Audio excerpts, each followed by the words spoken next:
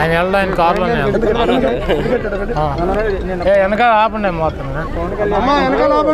రైతులకు న్యాయం చేయాలని కూడా కామెంట్ చేశారు. కామెంట్ చేశారు కానీ నాలుగు చాలా మంది ఉంటారు లాగా. నిన్న యాక్టర్ వచ్చిందా? అవునండి, కానీ పనులు మాత్రం చేయట్లేదు నియోజకవర్గాలని చెప్తున్నారు. ఇప్పుడు నేను ఈ రాష్ట్ర ప్రజలకి సమాధానం చెప్పాలి, ఒక మంత్రిగా, ఒక శాసనసభ్యుడిగా గుడివాడ ప్రజలకు సమాధానం చెప్పాలి. ఎవరెవరో వచ్చి ఏయో చెప్పి వెళ్తాటన్నిటికీ సమాధానం చెప్పాల్సిన అవసరం లేదు. కాకపోతే నేను గుడివాడలో పేకాట క్లబ్బులు ముంచానా, పేకాట ఆడిస్తున్నానా? ఈ రాష్ట్రంలో జగన్మోహన్ రెడ్డి గారు పేకాట క్లబ్బులు ముంచాడా, పేకాటలు ఆడిస్తున్నాడా? విజయవాడ నడిబొడ్డులో చంద్రబాబు ఆయన పార్ట్నర్ కలిసి ఆడిచ్చారు. మీరు అందరూ కూడా వెళ్ళి ఉంటారు. పెద్ద పెద్ద క్లబ్బులు, వందల మంది మెంబర్సు, విజయవాడ, గుంటూరు, భీమవరం, గుడివాడ ఇవన్నీ కూడా ఉండే. వాటన్నిటినీ ముంచినటువంటి వ్యక్తి జగన్మోహన్ రెడ్డి గారు. పేకాటని విచ్చలవిడిగా ఆడిచ్చి జోదశాల చేసినటువంటి వ్యక్తి చంద్రబాబు నాయుడు, అతని పార్ట్నరు. ఆ రోజు ఏమైనా నీ కళ్ళు?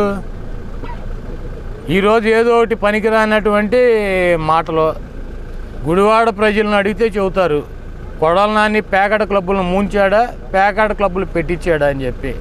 నేనేమి ఎవరి దగ్గర ప్యాకేజీలు తీసుకుని నోటికి వచ్చింది మాడతాం, ఎవడో డబ్బులు ఇస్తే ఆ డబ్బులు పట్టుకొచ్చి పిచ్చపిచ్చగా మాడతాం, అటువంటి కార్యక్రమాలు చెయ్యం. నోరు అదుపులో పెట్టుకోవాలని మాకు చెప్పడం కాదు, నువ్వు పెట్టుకో అదుపులో. నాకు భయం లేదు, నాకు భయం లేదు. మేమన్నా భయపడుతున్నావా? నిన్నెవడో భయపడమన్నాడు జగన్మోహన్ రెడ్డి గారికి? మేము భయపడమన్నావా? నాకు సిమెంట్ ఫ్యాక్టరీలు లేవు, పాల ఫ్యాక్టరీలు లేవు, నేను సినిమాలు చేస్తాను, నాకు జీవనోపాధి. నాకు సినిమాలు మానేయమని చెప్పినాడు ఎవడు? ఈ రాష్ట్రంలో ఎవడన్నా వచ్చి నీ దగ్గరికి వచ్చి సినిమాలు మానేయండి మీరు అని అడిగారా? నువ్వే చెప్పావు నేను రాజకీయాల్లోకి వచ్చాను సినిమాలు మానేశానని.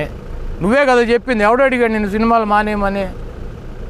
నేను సినిమాలు మానేయమని ఎవడో చెప్పలా, నువ్వే చెప్పావు. మళ్ళీ జగన్మోహన్ రెడ్డి గారు ముఖ్యమంత్రి అయ్యి బ్రహ్మాండంగా ఈ రాష్ట్రాన్ని పరిపాలిస్తే నేను రాజకీయాల్లో లేదు సినిమాలు చేసుకుంటానని నువ్వే చెప్పావు. నువ్వు సినిమాలు చేసుకుంటే మాకేంటి, సినిమాలు చేసుకోకపోతే మాకేంటి, నువ్వేం వదిలేస్తే మాకేంటి, ఎవరిని వదలకపోతే మాకేంటి?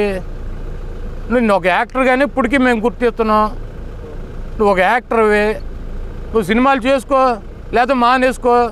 నువ్వే కదా చెప్పింది సినిమా చేస్తానని చెప్పింది నువ్వే, సినిమా మానేశానని చెప్పింది నువ్వు. ఎందుకు పనికి మాలిన మాటలు? ఏదో ప్యాకేజీ వచ్చినట్టు ఉంది, వచ్చాడు ఊరినే దత్తపుత్రుని ఒక పక్కకేను సొంత పుత్రుని ఒక పక్కకి పంపాడు. జోగి రాసుకుంటే బూడిద మన జిల్లాలో. ఆ బూడిదంతా మేము ఎత్తుకోలేక రావాలి. ఎందుకు పనికి మాలిన మాటలు? శివలింగాలు అంటాడు, బోడి లింగాలు అంటాడు, కోడి అంటే ఏదో చెబుతున్నాడు. అంటే ఆయనకి హిందూ మతం అంటాడు. ఇక్కడ అయిపోయినాక రాత్రి వెళ్ళి స్వామీజీ దగ్గరికి వెళ్ళి కాళ్ళ మీద పడ్డాడు. 30 లింగాల్లో ఒక బోడి లింగం. అంటే లింగం అంటే ఏంటి? శివలింగాలు, బోడి లింగం అంట దాన్ని. ఆయన బోడి లింగం అంటాడు. మేము అంత నీచంగా శివలింగాలని, బోడి లింగాలు, బొక్కలింగాలని నేను మాట్లాడలేను. ఎందుకంటే మాకు మతాలంటే హిందూ మతమైనా, క్రైస్తవ మతమైనా, ముస్లిం అయినా ఏదైనా ఉంది. రాజకీయాల కోసం రాజకీయ వైశ్యలాగా శివలింగాలు ఎవరో, బోడి లింగాలు ఎవరో ఈ రాష్ట్ర ప్రజలు నిర్ణయించారు. ఈ రాష్ట్రంలో శివలింగం జగన్మోహన్ రెడ్డి గారు కాబట్టి జగన్మోహన్ రెడ్డి గారిని అక్కడ కూర్చోబెట్టారు. నువ్వు బోడి లింగానివి కాబట్టి 2 చోట్ల వాడుకొట్టి నేను ఇంటికాడ కూర్చోబెట్టారు. అయినా సిగ్గు లేకుండా నేనే శివలింగాన్ని మీరు బోడి లింగాలు అన్నారనుకో, ఇంకా మైండ్ చెడిపోయినటువంటి ప్రజాశాంతి పార్టీ అధ్యక్షుడికి మైండ్ చెడిపోయింది అనుకుంటారు. 2 చోట్ల ఓడిపోయింది ప్రజాశాంతి పార్టీ అధ్యక్షుడు. ఓడిపోయి వాళ్ళు వచ్చి ఏదేదో చెప్తాడు. ఇట్లాంటి పార్టీలు ఎన్ని వచ్చినాయి, ఎన్ని గాలగర్భంలో కలిసిపోయినాయి. ఇదో కొత్త వింత. ఒక రాజకీయ పార్టీ పెట్టి ఇంత వ్యాపారం చేయొచ్చు అని చెప్పి చూపించినటువంటి ఆదర్శ పురుషుడు. వకీల్ సాబ్ చెప్పమన్నాడని జగన్మోహన్ రెడ్డి గారికి. వకీల్ సాబ్ అంటే జగన్మోహన్ రెడ్డి గారికి ఏం తెలుసు? నువ్వేమో వకీల్ సాబ్ అనుకున్నావు, జనమేమో షకీలా షాబ్ అన్నారా? నువ్వేమో వకీల్ షాబు, జనమేమో షకీలా షాబ్ అనుకుంటున్నారు నిన్ను. ఏం చెప్పాలి?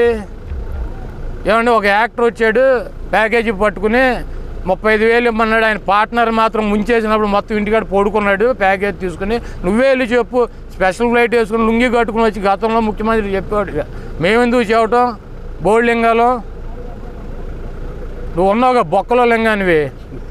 నువ్వు వచ్చే చెప్పు, లుంగి కట్టుకుని ఫ్లష్ ఫ్లైట్ దిగిపోయి ముఖ్యమంత్రి గారి దగ్గరికి వెళ్ళి మాట్లాడుకో, నువ్వేం చెప్పాలనుకుంటావు, ఆయన ఏం చెబుతాడో, మీ ఇద్దరికి సెట్ అయింది అనుకో, బయటకు వచ్చి సూపరో డోపరో జగన్మోహన్ రెడ్డి గారు అని చెప్పి వెళ్ళిపోవచ్చు.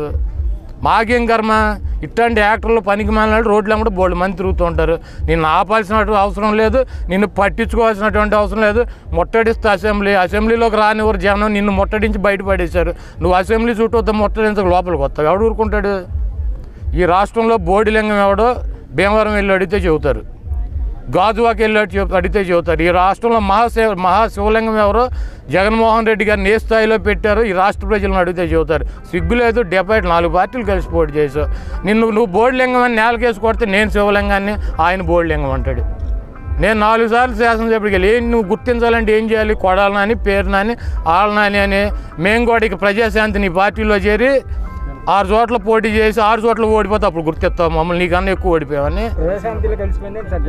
అదేలేవే జనసేన, ప్రజాసేన, పవన్ కళ్యాణ్ వీళ్ళంతా ఒకటి కాదా? ఇదంతా ఒక బ్యాచ్ కాదా? చంద్రబాబు నాయుడు, తెలుగుదేశం, తెలుగు శాంతి సేనది, తెలుగు శాంతి సేన ముగ్గురు కలిసి అలయన్స్ అయిపోతే బెటరు. ఆయన అంతర్జాతీయ అధ్యక్షుడిగా పాల్ గారు ఉంటాడు, జాతీయ అధ్యక్షుడిగా చంద్రబాబు ఉంటాడు, ఈ రాష్ట్రానికి అధ్యక్షుడిగా ఈయన ఉంటాడు యాక్టరు.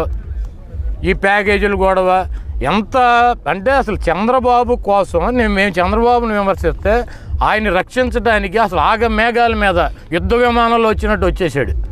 గుడివాడ బందరు ఏంది బొంగ, నువ్వు తిరిగితే ఏంది తిరగపోతే అంటే మేము కొత్తగా రాజకీయాల్లోకి వచ్చావా? నువ్వు వచ్చి ఇట్టెట్టాను కానీ గంతులయ్యి కానీ కుసేపు మేడ తోడ రుద్దుకోగానే జనం పిచ్చాళ్ళా? నీ డ్రామాలు చూడలేదా? నువ్వు ప్యాకేజ్ తీసుకుని వచ్చి చంద్రబాబు నాయుడు తరఫున మాడతావు, నీ రాష్ట్ర ప్రజలకు తెలవదా? నువ్వు వచ్చింది ప్యాకేజీ కోసం కదా. ఏం చెప్తాడు అర్థం పర్థం లేని మాటలు? రైతులకు 35,000 ఇవ్వాలి, లేకపోతే అసెంబ్లీ ముట్టడితే నీ చేతన ఏం చేసుకో. నువ్వు మాకు వార్నింగ్లు ఇచ్చే జగన్మోహన్ రెడ్డి స్థాయి ఎక్కడ, నీ స్థాయి ఎక్కడ? జగన్మోహన్ రెడ్డి గారికి వార్నింగ్లు ఇచ్చి ఆయన భయపెట్టే స్థాయి అనేది. జగన్మోహన్ రెడ్డి గారి చిటికిన కాలు గోరు సరి చేయరు వీళ్ళందరూ. తిరుపతి వెళ్ళి నేనే పోటీ చేస్తా జనసేన, మొన్న వెళ్ళాడు, ఇక్కడికి వచ్చి మీటింగ్ పెట్టి మెడ రుద్దుకుంటూ కూర్చున్నాడు 2 గంటలు ఆళ్ళు మాట్లాడుతుంటే. నేను హైదరాబాద్లో పోటీ చేస్తున్నాడు పోటీగాడు. అక్కడికి వెళ్ళాడు, ఆ కృష్ణారెడ్డి గారు ఆధ్వర్యంలో ఒక బృందాన్ని పంపించారు బీజేపీ వాళ్ళు. లోపల ఏం మాట్లాడుకున్నారో తెలియదు, బయటకు వచ్చి లేదు, అయిపోయింది. ఈరోజు